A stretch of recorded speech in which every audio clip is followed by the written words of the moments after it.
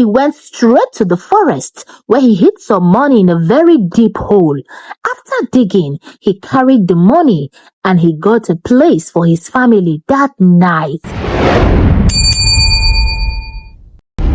In the small town of Calabar, there lived a cunning and greedy man named Akani.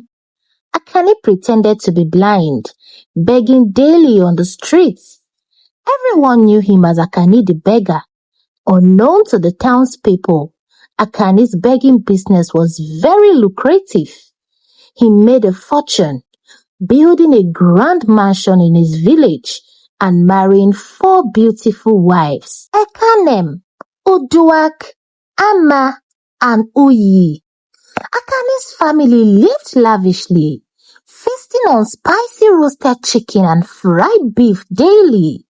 His wives wore expensive jewelry, and his children attended the best schools. Despite his wealth, Akani refused to stop begging.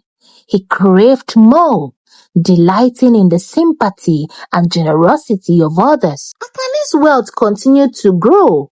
However, his relationships with his wives began to suffer. They grew tired of Akani's deceitful ways. "Stop this begging," Ekanem pleaded. "We are ashamed." Ashamed ke? Na here I dey beg, no be city I dey do my hustle, but when una dey chop the money dey sweet una abi? My husband, it's not like that. We just want you to switch to another business. You have made a lot of money and we appreciate you for taking care of us. Just do another thing or invest in us. Invest wetin? I no marry una for that one. I marry una make una do una duty as woman and then cook for me.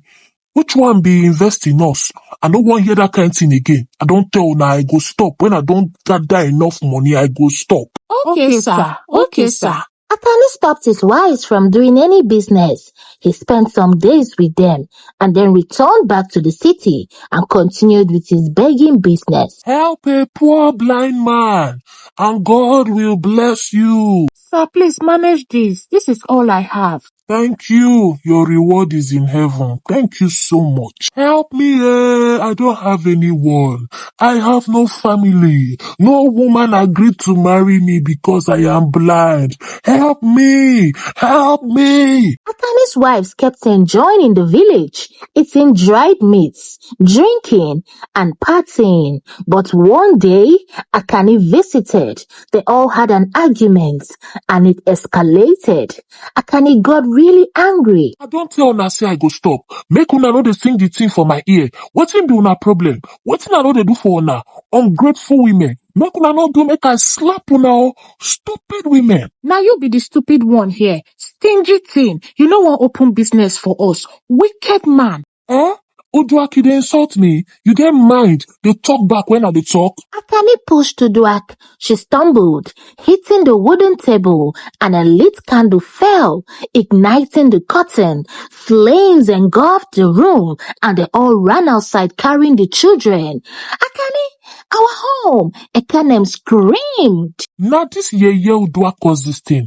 Uduak, shey you dey see wetin your stupidity don cause? Shey you dey see our grand mansion dey burn? You this witch. Forgive me, my husband. Forgive me, oh. Make una just dey thank God say una marry better man wey dey safe. Na today una suffer for start. Yeye women, I dey come. Akani left. He went straight to the forest where he hid some money in a very deep hole. After digging, he carried the money and he got a place for his family that night.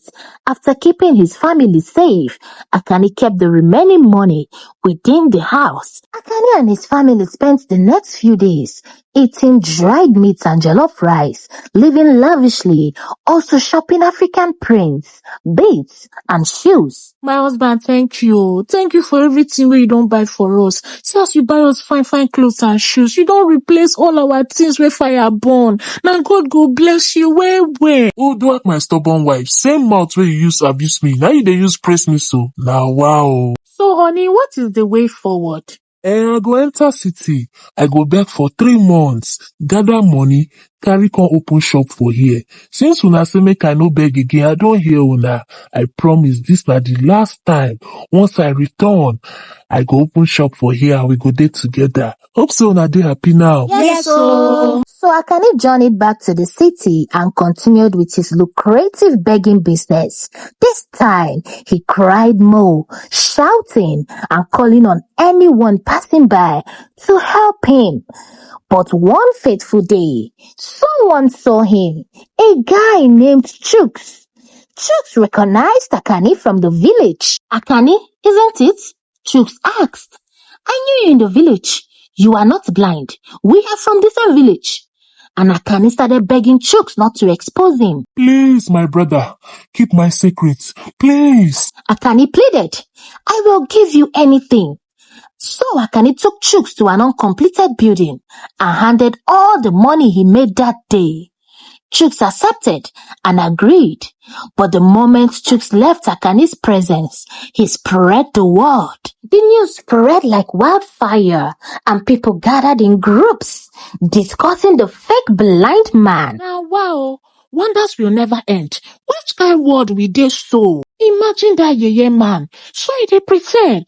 And small paro why they do, I dey carry money give am anytime I see am. Now God go punish am. Omo guy, that man play all of us o. Omo, this one na koni matter so. Guy, the thing still dey shock me sef, and I believe that man o. I be dey pity am. Chai! As they kept discussing the fake blind man, anger set in and the townspeople ganged up.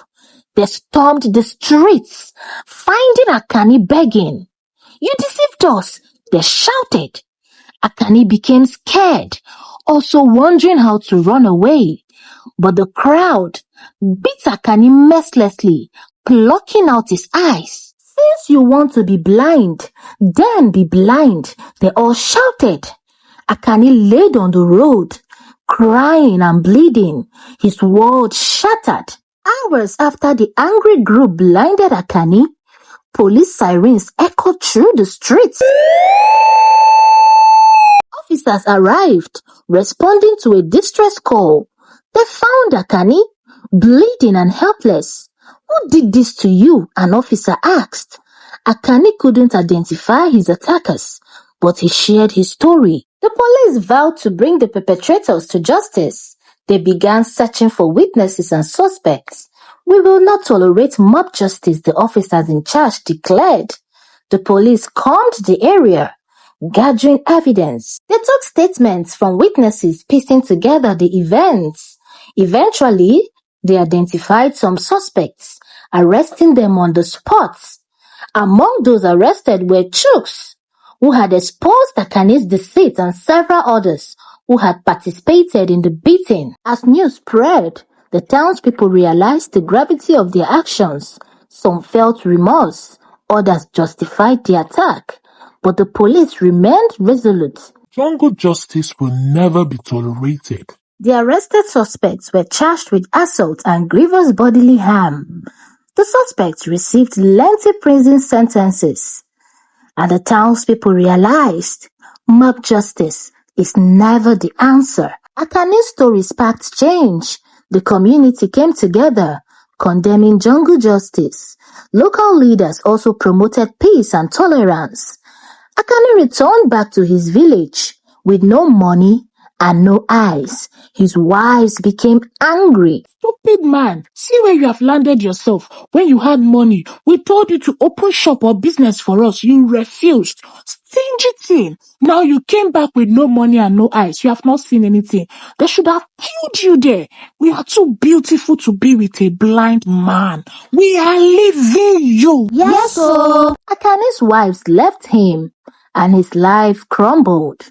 He stood outside his empty hut with a haunting reminder of his deceit. With no one to turn to, Akane made his way to the local park, and with the help of a bus driver, he returned back to the city. He wandered, using a wooden stick to navigate the familiar yet unforgiving streets. Akane begged, his cries echoing through the alleys. Please, kind stranger, help a blind man, he pleaded. Passers-by avoided him. Akane's heart was broken, knowing his past deceit had earned him no sympathy. As he begged, Akani reflected on his mistakes. Greed consumed me, he thought. I lost everything, family, wealth, and dignity. One day, while begging, Akani met a wise old man named Baba Ete. Akani, your story teaches us valuable lessons. Firstly, greed has destroyed you. Your insatiable desire for wealth led to your downfall. Secondly, honesty is paramount. Your deceit ruined relationships and reputation. Thirdly, kindness redeems. Though you are suffering, you can still make amends. Akani wept, grateful for Baba Ete's wisdom. Greed is a destructive force that consumes everything in its path. Honesty builds trust and strong relationship.